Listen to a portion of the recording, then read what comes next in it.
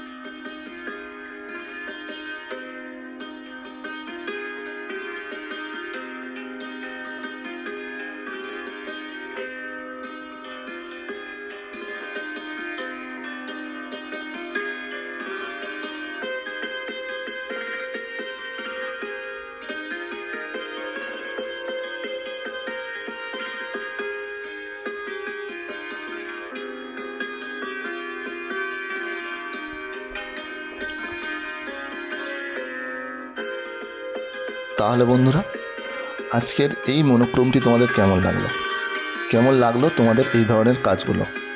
যদি আমার কাজ তোমাদের ভালো লেগে থাকে তাহলে একটা লাইক করো, চ্যানেলটাকে সাবস্ক্রাইব করে পাশে থাকা বেল আইকনটিকে প্রেস করো, একটা কমেন্ট করো। তোমাদের একটা লাইক, একটা শেয়ার আমাকে এই ধরনের কাজগুলো করতে আরও বেশি উৎসাহিত করে। সবাই ভালো থেকো, সুস্থ থেকো, ধন্যবাদ।